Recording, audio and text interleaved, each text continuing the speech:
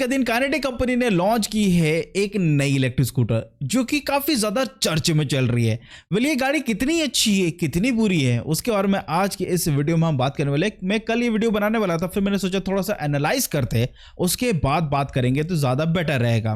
Well इस गाड़ी का डिजाइन काफी अलग है, एकदम अलग कैटेगरी का है क्योंकि इसका जो डिजाइन इंस्पिरेशन है वो है काइनेटिक की होंडा DX जो लॉन्च हुई थी 1984 में। बहुत फेमस थी उस समय क्योंकि ये आईसी इंजन में एक ऐसी गाड़ी थी, ऑटोमेटिक तो थी क्योंकि यार एक्टिवा जैसी गाड़ी उस समय नहीं थी। उस समय ये काइनेटिक की होंडा DX थी एंड कंपटीशन में क्या था, बजाज चेतक जिसमें हैंड पे गियर होता था। उसके बाद सनी, आप लोग को पता ही होगा बजाज की सनी आती थी। इन गाड़ियों के साथ कंपटीशन था काइनेटिक होंडा DX का। 100 सीसी की गाड़ी थी, 10 लीटर का फ्यूल टैंक था, हालांकि 100 सीट स्टोरेज उतना नहीं थे उस समय, लेकिन गाड़ी काफी सॉलिड थी, मेटल बिल्ड के साथ आती थी और डेली पर्पस को फुलफिल करती थी, एक्चुअल में फुलफिल करती थी। वही अगर मैं बजाज चेतक की बात करता तो लाइक उसमें जो ब्रेकिंग है वो पैर पे था, गियर हाथ में था, तो वो थोड़ा सा इनकन्वीनियंस होता था। लेकिन वही इस काइनेटिक होंडा ने थोड़ा सा चेंजेस लाए, बट एक समय के बाद ये डिसकंटिन्यू हो चुकी थी। बट काइनेटिक कंपनी ने फिर से इस गाड़ी को जिंदा करा है इलेक्ट्रिक व्हीकल इंडस्ट्री में अपनी इस गाड़ी को लॉन्च करके, काइनेटिक DX। इसके टोटल 2 मॉडल कंपनी ने इंट्रोड्यूस किए, DX और DX प्लस। DX जिसमें थोड़ा सा रेंज कम मिलता है और DX प्लस में थोड़ा सा रेंज ज्यादा मिलता है। प्राइसिंग क्या है, तो पहले प्राइसिंग बात करते हैं, फिर डिजाइन फिर स्पेसिफिकेशन पे आगे चलेंगे। तो प्राइसिंग की बात करते हैं तो काइनेटिक की DX base model standard model का प्राइस है 1,11,500 रुपए, ये एक्स शोरूम प्राइस है। एंड जो DX प्लस है जो टॉप मॉडल है इनका, उसकी प्राइसिंग है 1,17,500 रुपीज, यानी महंगी बातचीत है। लेकिन इस महंगी बातचीत में आपको क्या देखने को मिलता है, ऐसा क्या है, क्या ये गाड़ी एक्चुअल में लेने लायक है इस प्राइस पॉइंट में? वेल सबसे पहले तो डिजाइन की बात करें तो यार डिजाइन एक सब्जेक्टिव पार्ट है, बट अगेन अगर आपने 1984 में काइनेटिक होंडा DX देखी है तो सेम वैसा डिजाइन है but in a modern way. आपको फ्रंट का लुक देखोगे तो सेम वैसे कुछ देखने को मिलेगा। फ्रंट में LED हेडलाइट है, फ्रंट का जो डीकैल है उसमें आपको LED की आपको मिलता है काइनेटिक का लोगो। अगेन काइनेटिक का लोगो चेंज हो चुका है। इसके अलावा फ्रंट एंड आपको काफी सॉलिड देखने को मिलता है, फ्लोर बोर्ड भी अच्छा खासा दिएगा, अच्छा खासा स्पेस है, सीट की कुशनिंग भी काफी अच्छी देखने को मिल रही है और रियर एंड में जो टेल लाइट है वो भी काफी मॉडर्न देखने को मिल रहा है। और यहाँ पे जो इंस्ट्रूमेंटेशन है इसमें आपको मिलता है TFT डिजिटल इंस्ट्रूमेंटेशन जो कि ठीक ठाक आपको इंफॉर्मेशन प्रोवाइड कर देता है। बट अच्छी बात है ये कीलेस है और यहाँ पे अगर आप ये देख सकते हो तो यहाँ पे आप नंबर सेट कर सकते हो इस गाड़ी को अनलॉक करने के लिए, यानी कीलेस सिस्टम है। तो एक गाड़ी का डिजाइन ओवरऑल बढ़िया है। 100 सीट स्टोरेज भी काफी अच्छा 37 लीटर्स है। बट ये जो 37 लीटर का इन्होंने जो बूट स्पेस निकाला है इससे एक जगह पे इंपैक्ट हुआ है, दैट इज बैटरी यहाँ पे छोटी है। देखो प्राइस के अकॉर्डिंगली यहाँ पे आप क्या एक्सपेक्ट करते हो, 1,11,000 है, 1,17,500 है, तो आप एक्सपेक्ट करोगे ना कि एटलीस्ट मिड ड्राइव मोटर हो, PMSM मोटर हो, बट अनफॉर्चुनेटली यहाँ पे BLDC मोटर है। मैं एक्सपेक्ट कर रहा था कि इस कंपनी से कि एटलीस्ट ये मिड ड्राइव मोटर लेकर आएंगे, बट यहाँ पे BLDC मोटर है इस प्राइस पॉइंट में। सेकेंडली जो बैटरी है वो बैटरी कैपेसिटी जो लीग में गाड़ियां है like 3 kilowatt hour, 3.5 kilowatt hour battery pack या 3.1 किलोवाट आवर बैटरी पैक, इस टाइप की बैटरी पैक है कंपटीशन में। वही काइनेटिक कंपनी ने सिर्फ और सिर्फ प्रोवाइड किया 2.6 किलोवाट आवर बैटरी पैक जो कि काफी कम है। अभी कंपटीशन में भाई एकदम स्टैंडर्ड की बात करते, अगर इस प्राइस पॉइंट की बात करते तो at least 3 kilowatt hour battery pack होना चाहिए, बट यहाँ पे ये जो बैटरी पैक है छोटी है। ऊपर से यहाँ पे BLDC मोटर है। मैं आपको पहले काफी बार बता चुका हूं कि BLDC मोटर थोड़ा सा बैटरी थोड़ा ज्यादा कंजप्शन करता है क्योंकि उसको इनिशियल रोटेशन में थोड़ा पावर ज्यादा लगता है, इसी कारण से यहाँ पे बैटरी थोड़ा सा ज्यादा कंजप्शन होता है। ऊपर से बैटरी भी छोटी है।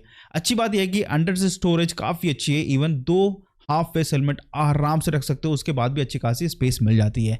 अब DX प्लस और DX में क्या डिफरेंस है, देखो DX में मिलता है ऑफ बोर्ड चार्जर, यानी चार्जर अलग से मिलेगा, लेकिन DX प्लस में आपको मिलता है ऑन बोर्ड चार्जर। प्रॉपर एक जगह दी है जहां से सिर्फ आपको प्लग निकलेगा, चार्जर अंदर ही इनबिल्ट है।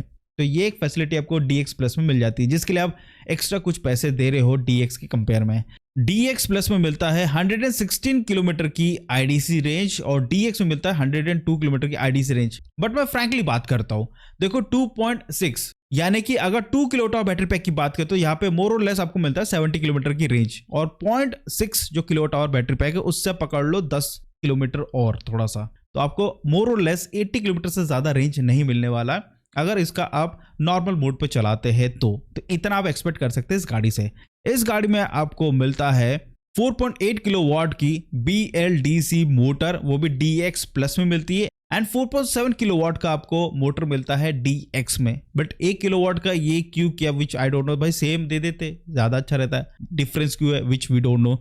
इसके अलावा आपको इस गाड़ी की जो टॉप स्पीड है उसमें भी थोड़ा सा डिफरेंस देखने को मिलता है। लाइक अगर DX प्लस लेते हैं तो आपको 90 किलोमीटर पर आवर की टॉप स्पीड मिलती है, लेकिन वही आपको DX में मिलती है जस्ट 80 किलोमीटर पर आवर की टॉप स्पीड। इसके अलावा आपको मिलता है 3 riding modes, range, power and turbo, दोनों ही मॉडल में मिलता है।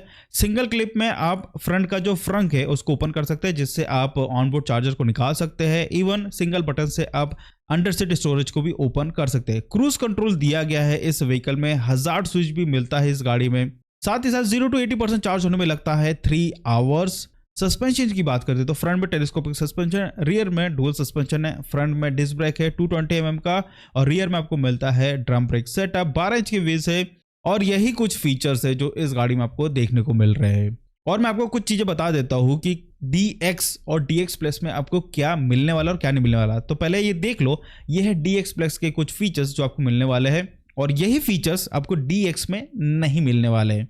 तो ओवरऑल देखोगे तो प्रोपोर्शन अच्छा है गाड़ी का, क्वालिटी बढ़िया लग रही है, क्योंकि यहाँ पे मेटल बॉडी है। पहले मैं बता देता हूँ, यहाँ पे मेटल बॉडी का यूज किया है, बट 100% मेटल नहीं है, कहीं कहीं पे फाइबर है, लेकिन हाँ मेटल बॉडी है। जो कंपटीशन में गाड़ियां है उसमें आपको फाइबर बॉडी मिलती है। सिर्फ चेतक ऐसी गाड़ी है जो आपको प्रॉपरली मेटल बॉडी देता है।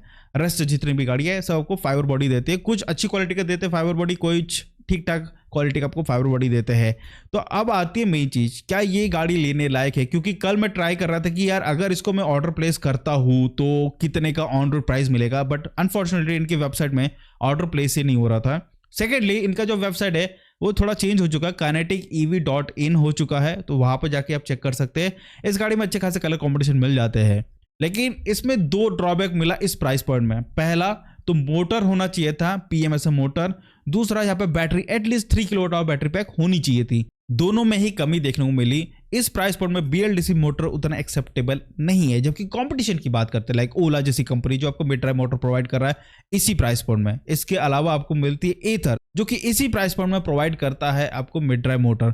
इवन अगर मैं बात करूं तो Bajaj Chetak side mounted motor है, बट वो PMSM मोटर है। इवन वीडा भी आपको इसी प्राइस पॉइंट में आपको साइड माउंटेड मोटर प्रोवाइड करता है। जब आपको PMSM मोटर मिल जाता है इस प्राइस पॉइंट में, देन आप इस गाड़ी की तरफ क्यों ही जाओगे? प्लस यह भी नई नई कंपनी है, तो यहां पे देखो ड्रॉबैक उतना नहीं है, लेकिन 2 ड्रॉबैक तो है ही है कि इस प्राइस पॉइंट में एक मिड ड्राइव मोटर होना चाहिए था और एक बैटरी जो थोड़ी सी बेटर होनी चाहिए थी। इस प्राइस पॉइंट में अगर आपको लेना है तो you have other options like either की रिश्ता हो जाती है, देन ओला का X सीरीज आपको मिल जाएगा, देन बजाज में आपको सबसे बेस मॉडल 3001 मिल जाएगा चेतक में। तो आपके पास ऑप्शंस है, जो बड़ी कंपनियां हैं वो ऑप्शन में आपको अच्छी अच्छी गाड़ी प्रोवाइड कर रही है, तो देयर आर अदर ऑप्शंस जो आप ले सकते हैं। लेकिन हाँ, अगर BLDC मोटर की बात करते हैं तो आप इस कंपटीशन में आप देख सकते हैं TVS iQ जो कि आपको बेटर वैल्यू भी प्रोवाइड करता है और उनके सर्विस नेटवर्क भी काफ़ी अच्छे हैं और इनके शोरूम्स नेटवर्क भी काफ़ी अच्छे हैं। ये तो इनिशियल फेज में है, बट अगर एज अ डिज़ाइन की बात करते हैं तो यस कुछ यूनिक डिज़ाइन है, लुक वाइज काफ़ी अच्छी लगती है, कुछ अलग हट के देखने को लगती है गाड़ी। बट अगर स्पेसिफिकेशन वाइज देखा जाए तो यस कहीं ना कहीं कमी है। तो दोस्तों आप लोगों का क्या कहना है इस गाड़ी के प्राइस के ऊपर और इस गाड़ी के ओवरऑल स्पेसिफिकेशन के ऊपर जरूर कमेंट करके बताइएगा।